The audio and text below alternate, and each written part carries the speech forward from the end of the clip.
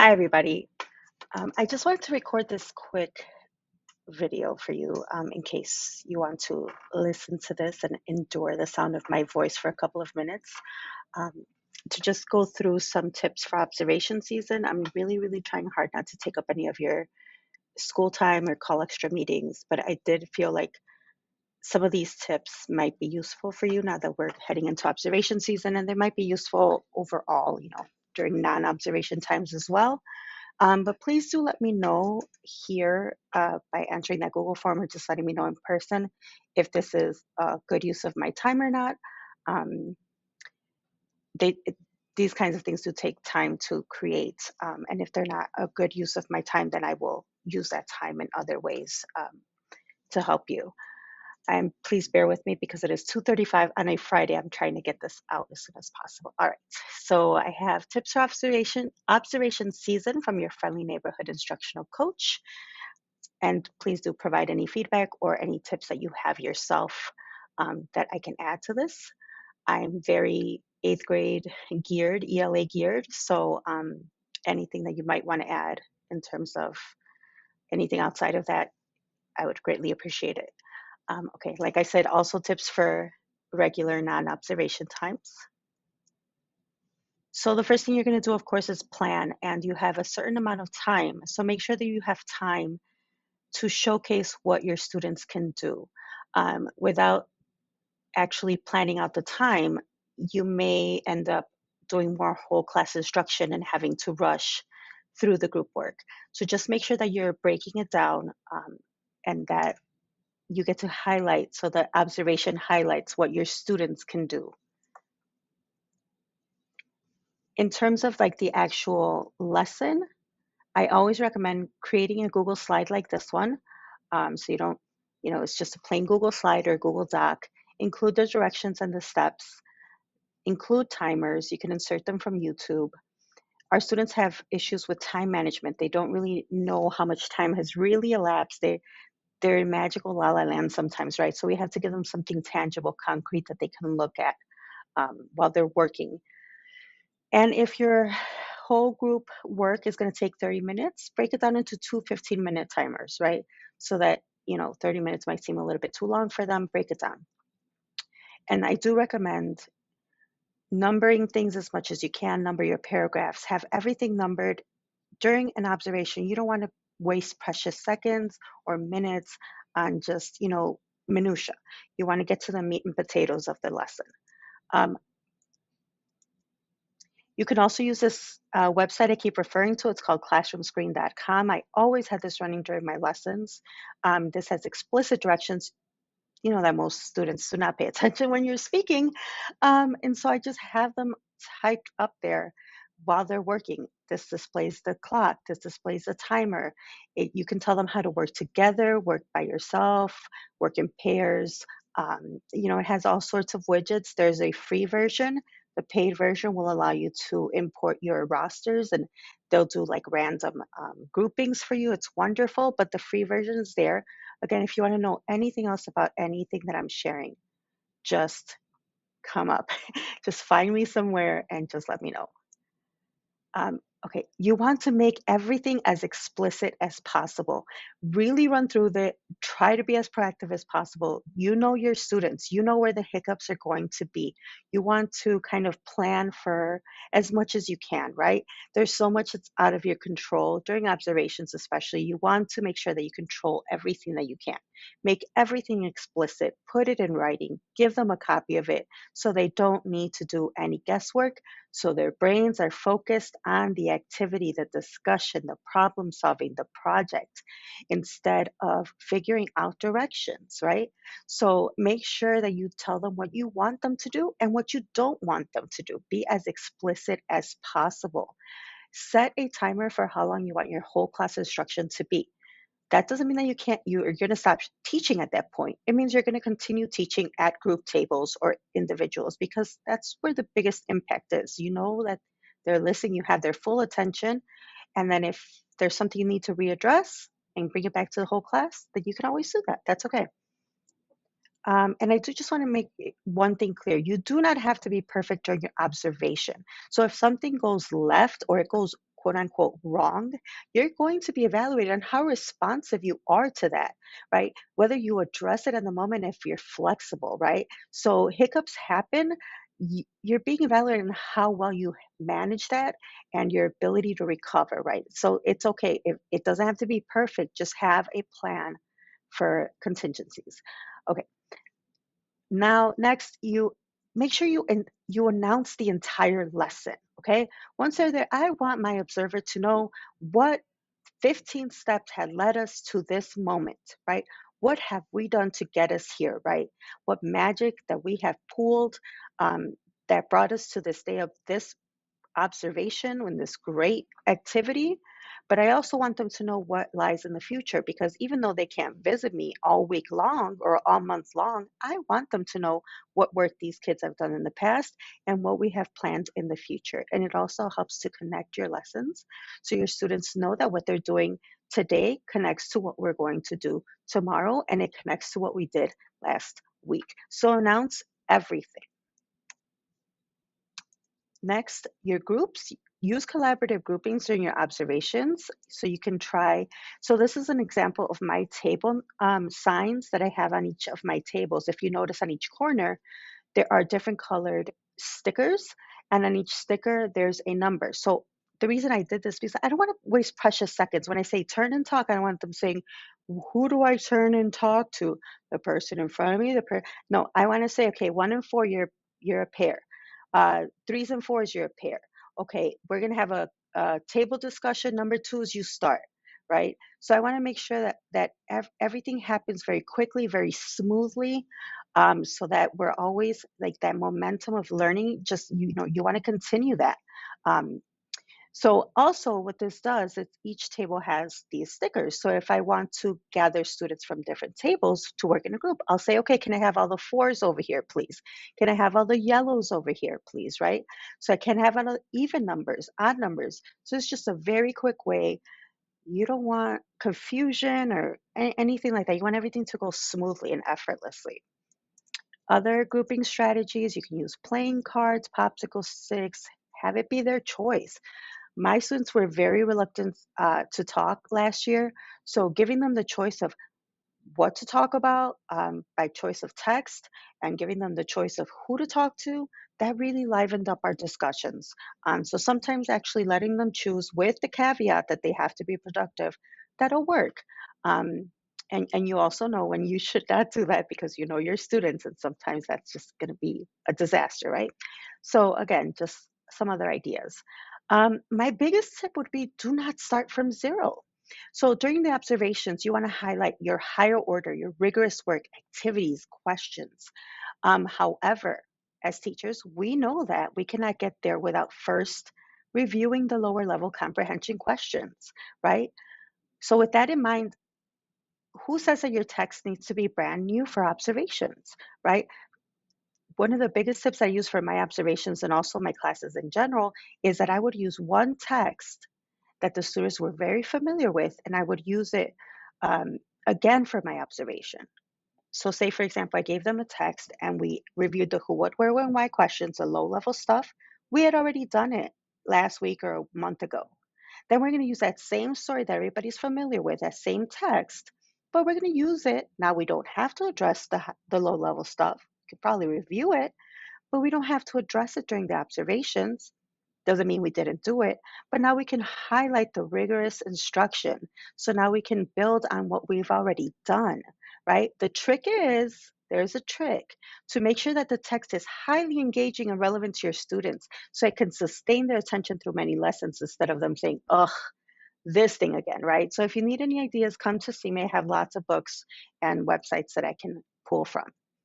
When crafting your questions, include questions that apply to your text directly, but also strategy questions that can highlight how those skills that they've learned can be applied to other texts. So I have an example here of something that I did with a text, and you can see part one was within the text questions, but then part two is beyond the text, right? So this is going deeper with something. And again, I want to teach them universal skills and strategies that they can apply to any text that they pick up. So think universal, right? So include those part one, part two questions. I had the link to the full document there. Come and see me if you need ideas.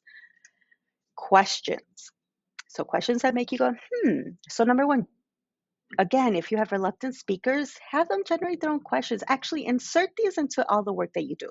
Have a couple of questions that students generated and insert them into the discussion, right? We always say students may not be invested in their education, they're not engaged. That just kind of helps if they create the questions themselves. Have them switch perspectives. Number two, students can answer the same question, say, okay, how would the mom in this question and answer that?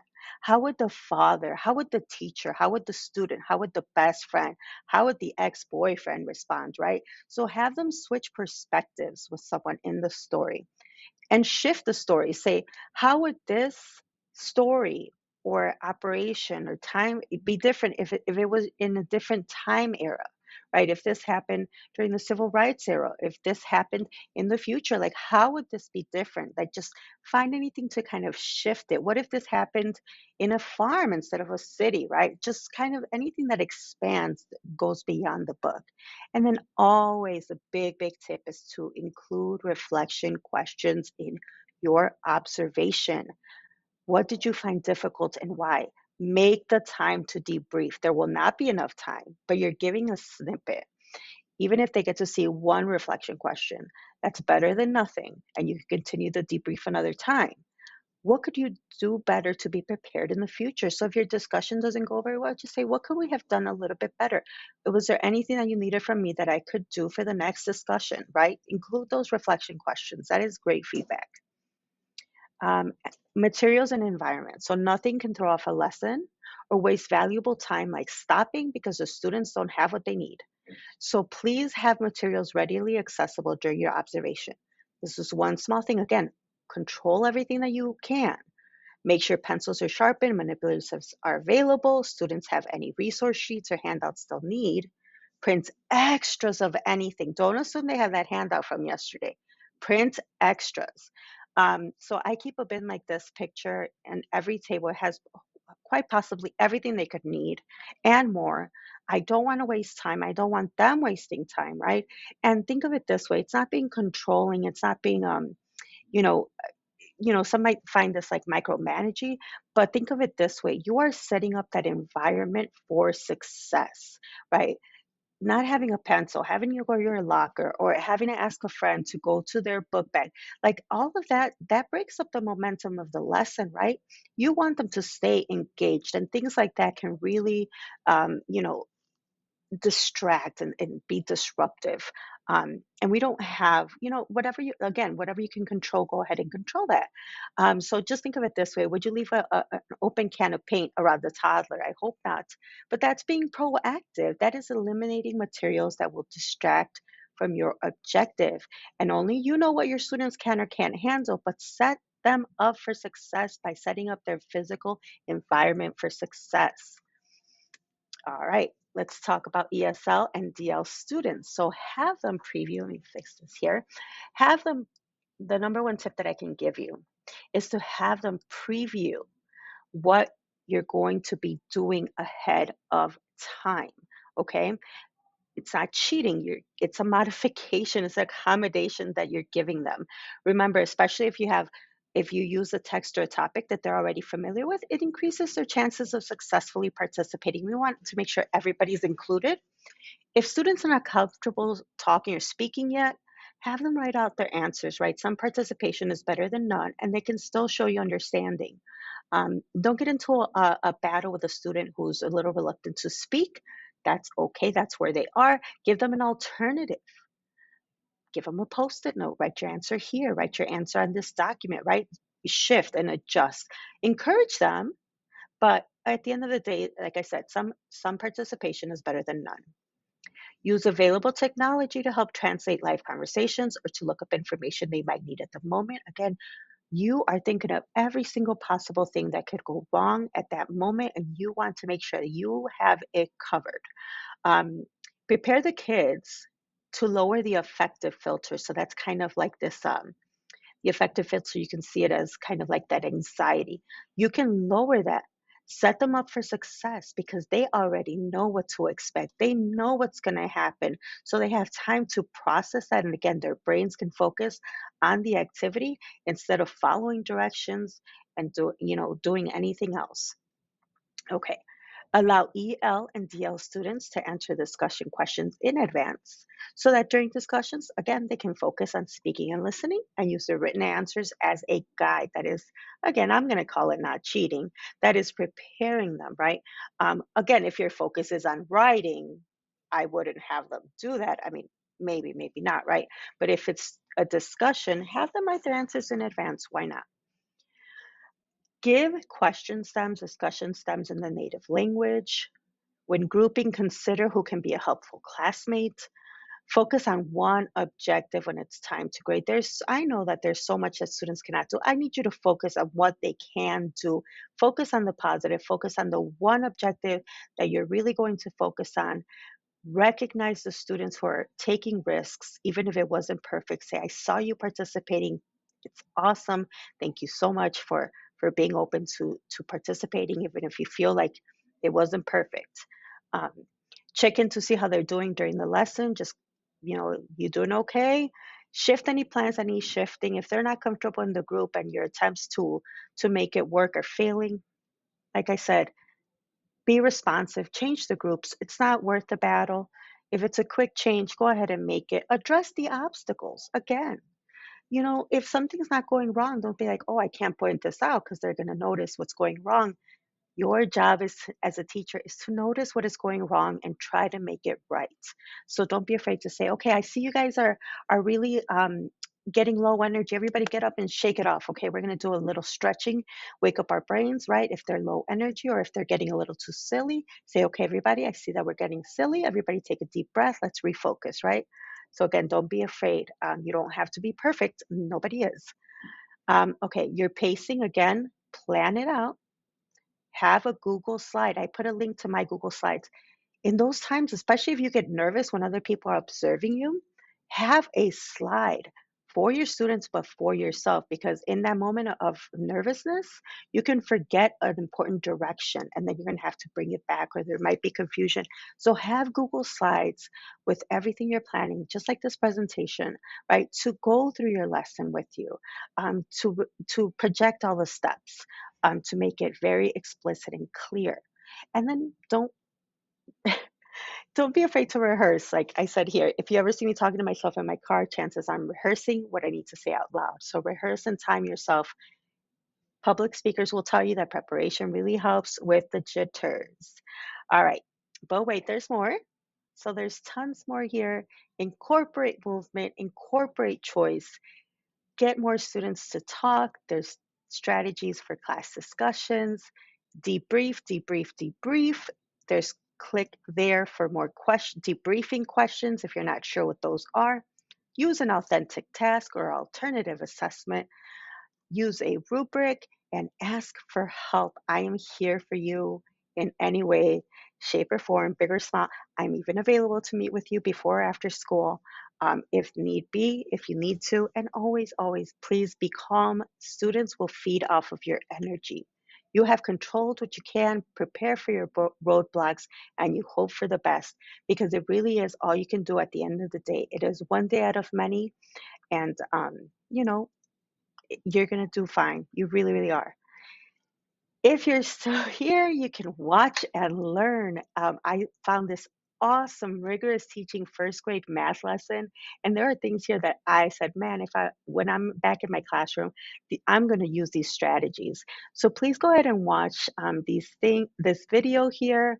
Copy and steal good ideas. If you find any good videos, I would like for us to have a playlist going. Again, anything that I can do to avoid taking up more of your time and whatever I can share digitally, I want to do that.